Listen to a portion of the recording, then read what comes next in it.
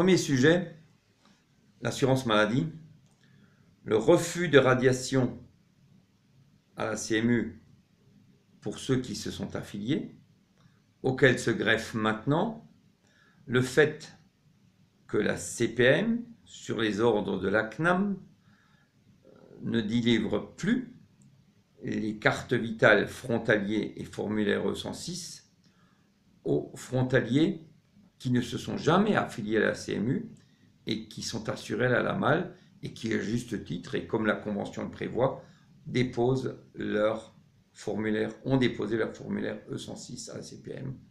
Et la CPM, purement et simplement, s'assied sur ces dossiers, ne bouge pas, ils font le mort, et en attendant, les frontaliers attendent éternellement. Ce pourquoi, la semaine dernière, nous avons conseillé à ces personnes qui n'ont jamais reçu de refus de radiation à la CMU puisqu'ils ne se sont jamais affiliés, nous leur avons vivement conseillé d'écrire à la commission de recours à l'amiable, si dans les 30 jours ils n'ont pas de réponse, que ces personnes, elles aussi, déposent plainte au tribunal des affaires de sécurité sociale.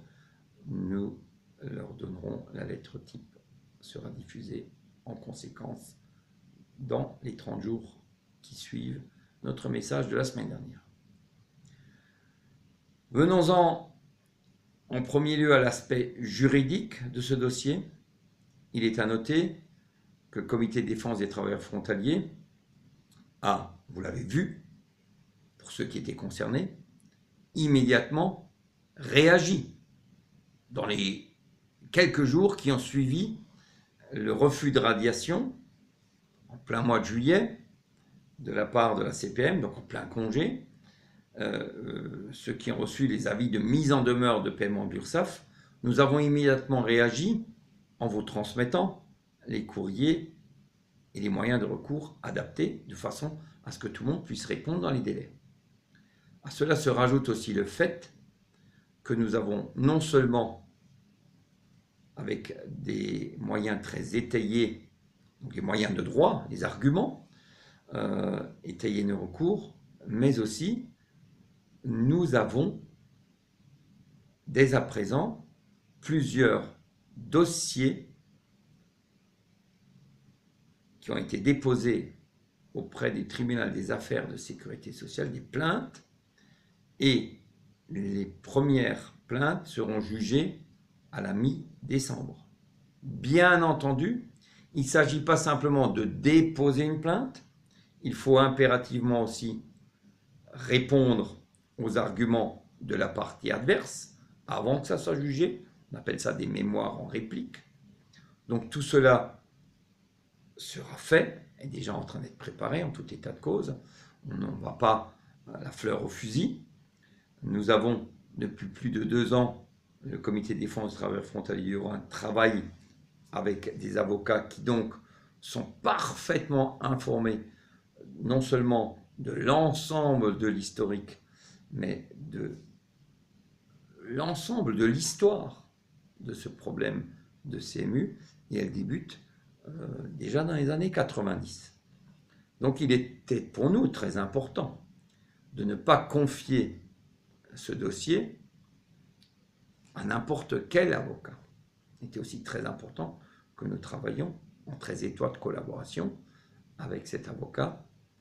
Et bien entendu, nous l'avons toujours dit, et nous l'avons toujours fait, nous nous donnons les moyens de nos actions.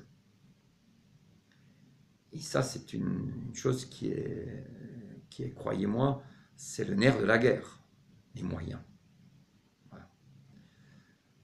Par ailleurs, et surtout, nous avons aussi déposé une plainte en référé, en prenant au hasard le cas d'une personne, vraiment au hasard, puisqu'on avait le choix, et nous avons pris son dossier et déposé une plainte en référé au tribunal des affaires de sécurité sociale.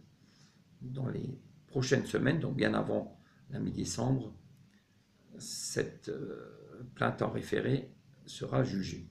Un référé, ça veut dire c'est un jugement d'urgence qui a plusieurs objectifs, soit de stopper la procédure, soit de juger sur le fond, sur la forme, Mais en tout état de cause, il était très important, puisque ça concerne des milliers de personnes, et surtout ça concerne un sujet très sensible. Ce n'est pas simplement qu'un problème financier, c'est avant tout, il y a une crainte réelle et justifiée de double cotisation, qui est interdite par le droit communautaire, totalement interdite.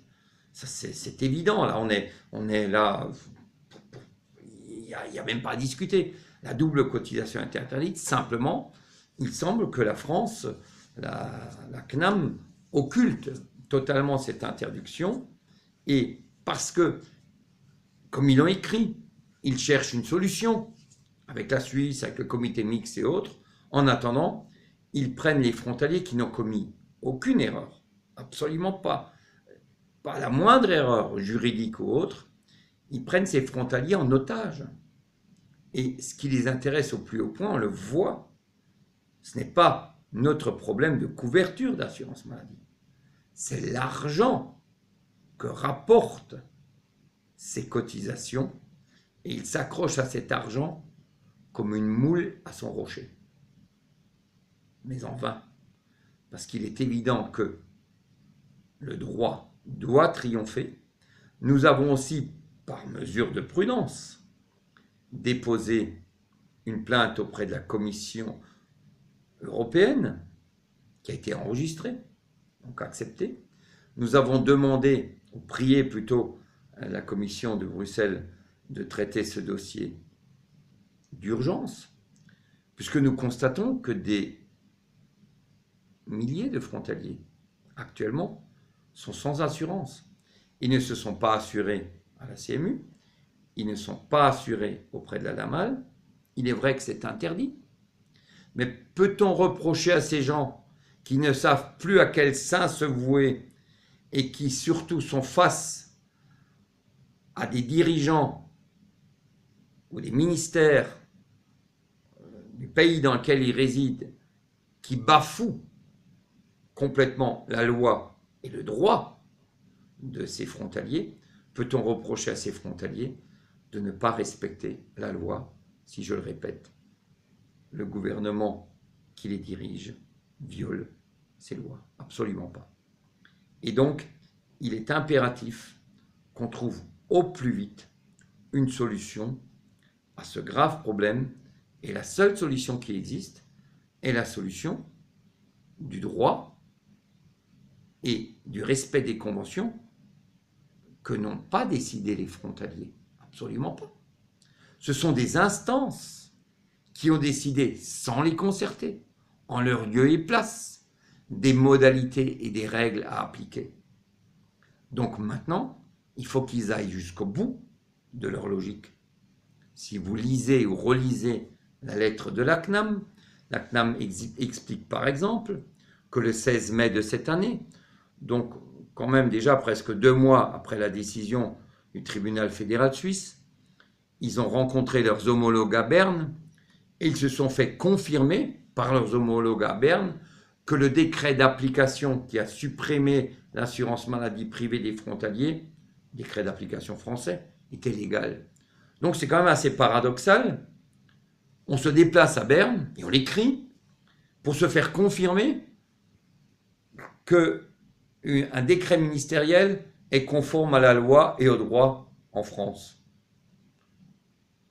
Paradoxalement, on explique que la décision de la plus haute instance en matière de tribunal, à savoir le tribunal fédéral, ça, les Français, ils ne veulent pas du tout admettre une telle décision, qui pourtant n'est pas fondée sur le droit suisse.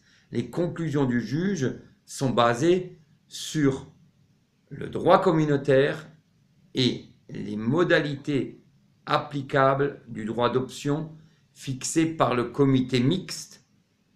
À ce jour, la France, vous l'avez vu la semaine dernière, demande l'arbitrage de ce comité mixte ou lance un appel à l'aide à ce comité mixte. Il sera quand même très difficile, je pense, à ce comité mixte de devoir renoncer ou de devoir purement et simplement rayer beaucoup d'éléments qu'elle a jugé utile et juste d'écrire, à savoir par exemple que le droit d'option, on peut le demander une fois, il doit être demandé en Suisse, il ne s'agit même pas, si vous voulez, d'un choix, il s'agit simplement d'exprimer son choix de ne pas demander de dérogation à l'obligation d'être soumis à l'assurance maladie en Suisse. C'est une obligation qui est liée au droit communautaire et le droit communautaire s'applique dans la règle de libre circulation des personnes et des biens qui fait partie intégrante des accords de l'Union européenne et que la Suisse ont signé. Donc voilà, mesdames et messieurs, je tiens à rassurer ceux qui sont inquiets, à informer ceux qui n'étaient pas au courant. Nous avons des plaintes qui sont déposées, elles sont instruites par nos avocats. Ces dossiers, les premiers, seront directement défendus par nos avocats. Et donc, il est évident que là, il y aura des cas d'école. C'est très important. C'est d'autant plus important, je le répète, que pour nous, il était très dangereux que d'autres aillent dans une bataille alors qu'ils n'en ont ni les moyens, ni peut-être les personnes compétentes qui les accompagnent. Puisque si on a un jugement dont le dossier a été mal ficelé, et que ce jugement soit en notre défaveur, ça pourrait avoir de très lourdes conséquences. On ne dépose pas plainte comme ça si on n'a pas les moyens de se défendre. Il vaut mieux attendre ou laisser faire les autres. Merci et très certainement à la prochaine.